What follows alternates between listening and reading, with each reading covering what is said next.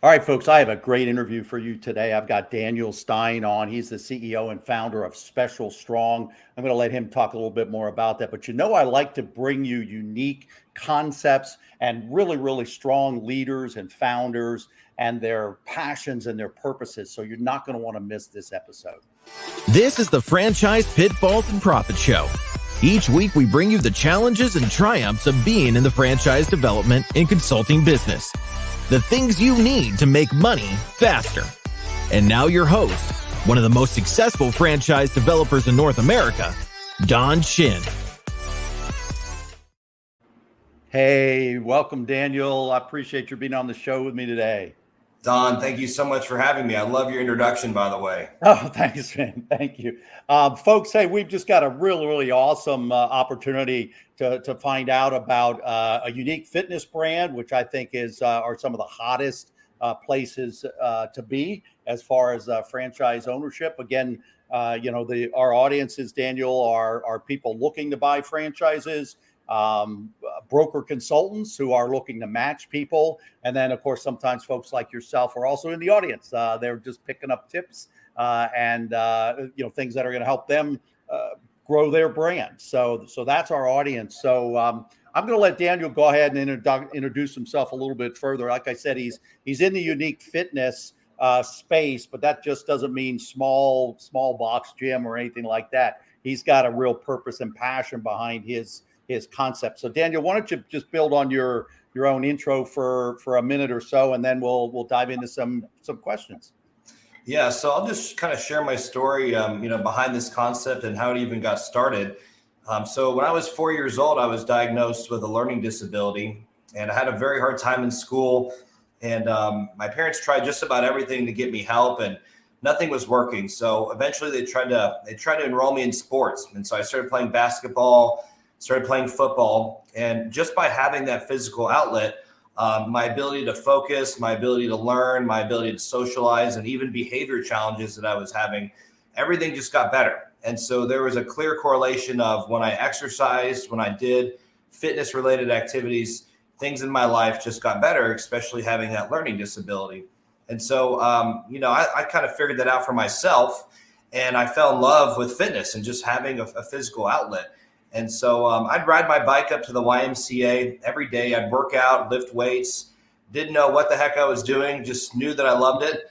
And I kept doing that all throughout middle school and all throughout high school. And in high school, I really got into serious weightlifting with playing football, fell in love with it even more. And then after high school, I actually had a mentor of mine from church. He sat down with me one day, and his exact words were, "I had a vision from God, and in this vision, I saw you working with kids and adults with special needs, and you were providing training to them."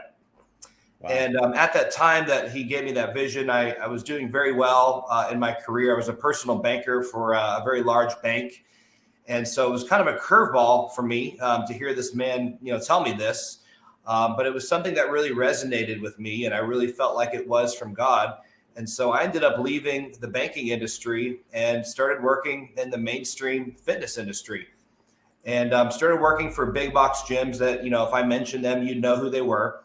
And I had some success doing that. But it wasn't ultimately what I was called to do. I was called to work with people who had special needs, and there were no opportunities to do that in the mainstream population. You just can't do it.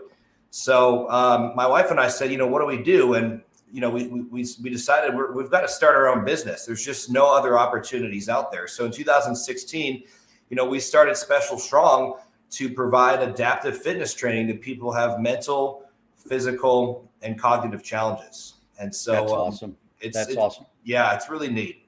And I don't think I shared this with you. My wife was a social worker for about 10 years, working with people with learning disabilities and lower IQs. So, man, I really resonate with what you're doing. So you started your own gym. Tell us a little bit about the vision you had for I would say then scaling, or the vision you had when you decided to franchise. What did that look like? Yeah, absolutely. I'd love to tell you that, in 2016, when we started the company, we had this incredible business plan and all these incredible plans to scale the company and take over the world. We didn't have any of that. Zero. The plan was never to scale the business. The plan was to survive and see if this concept could actually take off. I mean, this is a concept that doesn't exist in the United States, right? So is this even going to work? I mean, we're starting a business that literally no one else in the market is doing. So we wanted to just test the waters first before we even thought about scaling. And then, 4 years into the business, we had our first video go viral. It had collectively over 100 million views. It's actually on our homepage of our website. It's of a young man who was able to walk for the first time in over 8 years. He wasn't able to walk for 8 years, and then we trained him, and then he was able to walk. And that video was what caused us and gave us the desire to scale our company, because we had some success in our small market in Texas, but what we didn't know was, does the rest of the world want or need these services? And that viral video kind of answered that question for us. So in 2020, we asked ourselves, what's the best way we can scale? We thought about expanding through company-owned locations. We didn't really have the capital for that. And so we thought, what's the next best thing? And we learned about franchising. I knew nothing about franchising. Honestly, I really didn't. I didn't know like Subway's a franchise, McDonald's. I didn't even know what that meant at the time. Yeah. I certainly didn't know what a franchise disclosure document was, which I do now. I was going to say, you wish you didn't know what that was like now, right? So that's awesome. Just through some really smart advisors, they said, this is the best way to go for your business. And so we went down that route. We got the papers and legal stuff established. And here we are, awarding franchises now.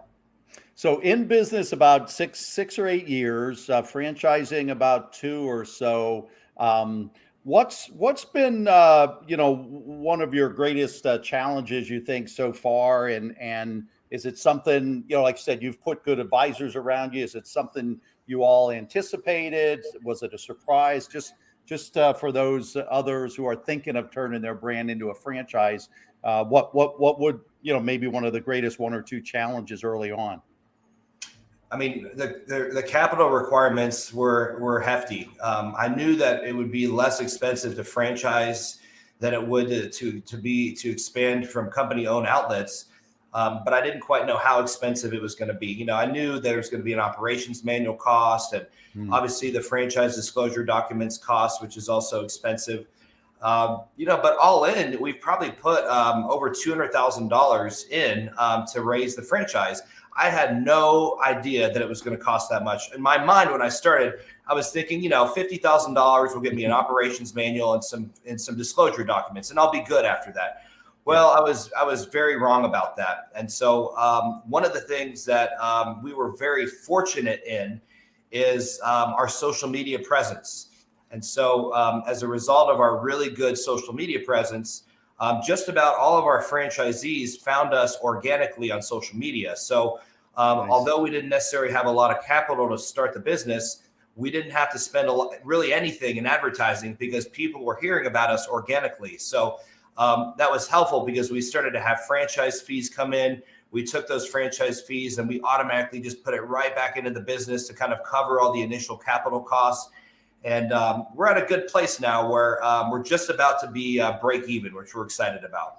That's great. That's great. And for wannabe franchisors, folks in the audience or watching this, I typically tell because although wasn't one of your advisors in the early days, and we've built up a relationship recently, we tell folks typically 150,000 is a reasonable number, and to figure 12 months to 18 months, the team of people I work with, that's what we like to do. We don't want to dump you, after 6 months and $100,000. We're realistic with folks, and I think it's wise to go in with your eyes open like that. So fortunately enough, you're able to do it. The other thing I thought was interesting, what you said is you're taking the franchise fees and putting them back into the business.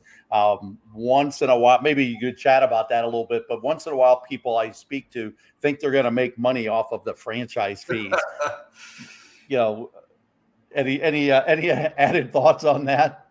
Yeah, I mean, it's certainly possible, but and I thought the same thing, like, these 30, 40, $50,000 franchise fees come in. And again, you mentioned the 150,000 to start the business. Well, I didn't know it was going to start that cost that much. So Yeah. when I started getting these franchises and they would convert into actual franchisees, I'm thinking, wow, I'm getting the biggest paycheck of my life. I'm getting $30,000 paycheck, $40,000 paycheck. This is great. We're going to go on vacation. I'm going to buy my wife a new car. Well, none of that happened at all. Like, I was so incredibly wrong about all of that. And couldn't be more wrong about that. It's just something that what you don't know, you don't know. And that was That's me. right. And one of the things I wish I would have done is hired somebody like you, Don, that could have told me from the beginning what to expect.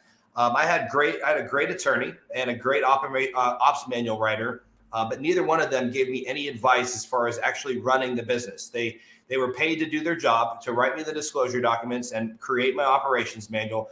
But that's about all they did. They didn't say, hey, by the way, we see your bank account balance and you may not, just so you know, you probably don't have a lot of money or enough money to do this for the next 6 to 12 months. Yeah.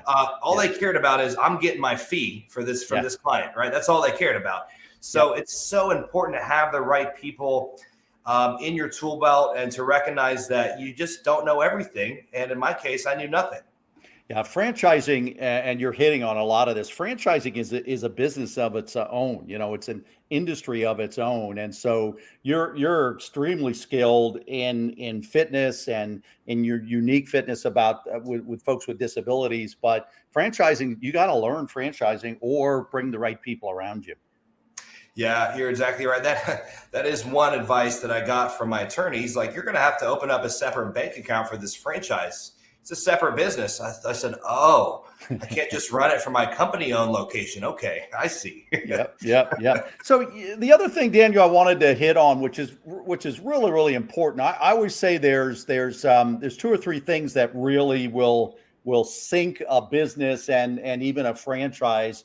And one of them you've talked about, which is properly capitalized. So you were able to manage through that, even though you were not aware, what you might need. You've managed through that. But the other one is having a support structure around you, which starts with your spouse if you're married. So tell me a little bit more about how that went, and share with us a little bit more about, if you don't mind, sharing how that went with you and your wife. Yeah. So, my wife and I started the business in 2016. And, like most married couples, we have complete opposite personalities, right? And so we, at that time, 2016, we would have been married for 6 years at that time. Wow. And, we thought we knew each other really well and, all these different types of things. Great marriage, didn't really fight a lot. And then we got into business together and everything changed. We were constantly fighting, never on the same page. I was a bulldozer and it was my way or the highway. And she was too slow to make decisions. She wanted to pray about everything. I said, I already prayed about it. Let's just do this already. Let's make this decision already. And, what's interesting is some of the best decisions we've ever made are because my wife slowed me down. Yeah. Just as a practical example, we had some investors hear about us wanting to franchise, and they wanted to invest a sizable amount of money into the business. And I knew we needed the capital. And to me, it was just a no-brainer. And my wife just said, I don't have peace about any of this. And so we ended up not doing it. And then COVID happened. And, we ended up getting a lot of government funding for like the EIDL, which was actually one of the things that we used to help franchise. And we ended up not having to give up any equity because we waited and I listened to my wife. And we ended up, being able to go that way. But all that to say is that one of the biggest things I've learned about working with my wife is working with different personalities. That was a big thing for me. I really tended to reject her personality. I thought because she was different, something was wrong with her. And I thought she needed to change to my way because my way is the best, right? That was my attitude. And so it took us about 4 years to really learn to work together. And the number one tool that we actually bought into was we actually hired a counselor, and we got some marriage counseling, which was really good. And this particular counselor was an authorized DISC test partner. Yep. I didn't know anything about the DISC test. And so he ended up having us both take the DISC test. And everything that I was rejecting in my wife was actually normal, and it was okay. And what I learned was that we're just different, and we have to learn to work with each other's personality, communicate. And now she is an integral part of this business. We get along so well in the business. I couldn't even tell you the last time we had a fight was. And she's a staple part of running the back end operation of this business. And what's neat about it, I don't have to pay her salary. Now I do have to pay her in other ways. Okay. Right. No, I'm kidding about that, obviously. But the nice thing is I'm not having to pay her. She's worth easily 6 figures plus. I don't have 6 figures to pay somebody to do what she's doing. So the fact that she's my wife and, I don't have to necessarily pay her a 6-figure salary, it's really allowed us to have a phenomenal support system and not have to, dish out hundreds of thousands of dollars to do it. Yep. And I encourage folks, if again, watching viewers, franchisors and certainly broker consultants, use a disc profile or something like that, even in the placement and the matching of the franchise, or you yourselves using it with your candidates. It's important. It's just an important piece of understanding and being sure you've got the right fits and got the right culture. I always like to ask, and this probably is going to be hard for you because you're going to have a million of the stories based on what you're doing. But what do you think's been the greatest highlight or success, particularly since you've franchised? Yeah, that's a very easy question for me to answer. Without a question, the biggest highlight is when my franchisees come back to me and they say, Daniel, I found my calling. This is what God's called me to do. There's nothing greater than that. There's just not. For somebody to have a career in the past, not feeling fulfilled, the rat race, trying to climb up the corporate ladder, America, not, all those different types of things, to leave those environments, to start their own franchise and not only make great money, but do what they love and then say that this is their calling. I mean, it's hard to express in words how that makes me feel. I know how it made me feel starting the business because I got to do it myself. I was not fulfilled making great money as a personal banker or even a mainstream personal trainer. And then I got to start my own business. I experienced the freedom of that and everything that comes with running a business. And I know that feeling, and to give that to somebody else is so rewarding. And again, I think in your space, a lot different, and not knocking any other businesses, but a lawn care business or a window washing business or whatever. I don't think you're going to have quite the opportunity you have for people to feel fulfilled. But I think this is a really critical point that as an emerging brand, I always tell my clients your first 10 or 12 franchise partners have to have it as their calling. They have to be as passionate about it almost as much as you are as the founder, because they're your initial validators, and they've got to be your brand ambassadors, if you will, until you get 20 or 30 or 40 units. So really, really critical point, and I appreciate your sharing that. So who are you looking for? Again, if there are consultants on the call or on the show that are thinking about your brand, maybe for a client they have, or if someone's just out there, now looking for a business for them to own, tell us a little bit about who you're looking for. Yeah, absolutely. So, we're certainly looking for the generalized attributes that probably every franchise is looking for: leadership background, sales background, good character, those types of things are certainly probably in every franchise system. But the one thing that I found in all of our franchisees that's in common is that each one of them has some type of connection already to the special needs population, every single one of them. So either they already worked with the special needs population in the past, or they have a brother or a sister with special needs. We don't have any franchisees who just, saw something on the internet and thought, oh, this looks cool, I could do this. Like, that's just never happened. It doesn't mean we wouldn't entertain that. It goes back to what you said, Don, is they have a sense of calling because they've already worked with this population. They already know how fulfilling it is. And they've kind of feel this sense of calling to really combine this passion of working with special needs and fitness all in one. So those are the big one is really just having that interest in working with the special needs population. You've got to have the right heart for this. I was just working out with my buddy this morning. He's an entrepreneur. I finally convinced him to franchise his pool business after about 6 months. He finally said, okay, I'll do it. And, he's working on his disclosure documents, but he was looking at our Instagram and was like, Daniel, I know what you do, but I didn't quite realize what you did until I saw your videos on Instagram. And he said, I could never do what you do. There's no way. And I hear that all the time from all sorts of different industries. I can never do what you do. I don't have the patience for it. I don't have the amount of grace that I would need to give to clients to really train them. And that's okay. My friend's a pool guy. I could never clean a pool, no matter how much you pay me. I'd never want to do it. I'm not called to clean pools. Yep. That's just how it is. You're either called to it or you're not. Yep. And I know that again from my wife's experience.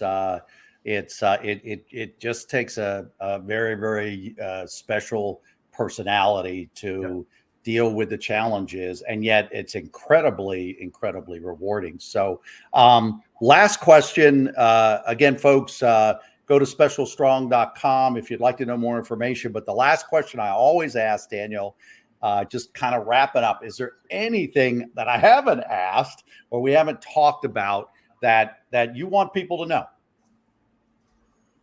Yeah, we certainly have a long way to go in terms of our growth and success, but the one thing that I found that has allowed us to have this level of success as far as where we are today is it just goes back to one really, really simple thing. And it's actually based on a verse in the Bible, which is Matthew 6:33, which says, seek first the kingdom of God and his righteousness, and all of these things will be added to you. So I've had ADHD since I was 4, and I've always had this tendency to I'm all over the place, right? I have an idea, I'm running after the idea, then I have another idea, I'm running after another idea. And so when I read Matthew 6:33, I thought to myself, so you're telling me that if I just focus on one thing, which is God, that everything else will kind of take care of itself, right? That's what that verse says. And I found that to be true in my own life. And I desperately need that kind of calibrated focus on a daily basis. And really for me, practically what that looks like is every single day. This is my office. I come to this office every morning around 5:30, and I spend around 30 to 60 minutes just reading the Bible, praying, and just getting direction for my life, because I desperately need that on a regular basis. And my business would not be where it was today if I didn't have that kind of divine guidance. As a matter of fact, some of our best business ideas have come from just praying in this office. And I really feel like God has just kind of downloaded just really cool ideas that I could never think of on my own, things that nobody's ever done before. And it's just been all this as a result of Matthew 6:33, seeking first the kingdom of God. So I always like people to know that, because I think it's so important to have, and even if you're not a Christian, you need to be meditating. You need to be really, focusing on what you think about, because that ultimately will determine your destiny. And I just happen to use the Bible to change the way I think. Personally, I think it is the best-selling book in the world. There's no argument about that. So that in and of itself is good enough for me to use it to change the way I think. But I also believe that there's divine and supernatural power in the Bible that's so much stronger than, say, a self-help book. Those are just my convictions personally. So that's why I choose to read the Bible every morning. And I think people would be better off, even if they're not Christians, just picking up the Bible, reading Proverbs every day. There's just so much benefit from doing that. So that would be the one thing I'd like to add there, because again, that's kind of what I refer to as my secret sauce. Yep. You and I have had these conversations, so I'm a man of faith. I feel a lot the same way you do. Again, just like you said, whether you're a believer or not, Proverbs is a great instruction manual for life. Just read Proverbs if you're not sure, but whether you're a believer or not, having that morning routine. I am a firm believer, because I know when I don't start my day in my normal routines, which includes working out, meditation, in my case, prayer and devotions, my day does not go as well as it should. But you pointed out a really, really strong point about how your destiny is shaped and determined by the little things you do day by day. So, well, that's great. Daniel, thanks. I appreciate you. And that's a wrap for today. Thanks, Daniel. Thanks for this opportunity, Don. I really appreciate it. You bet.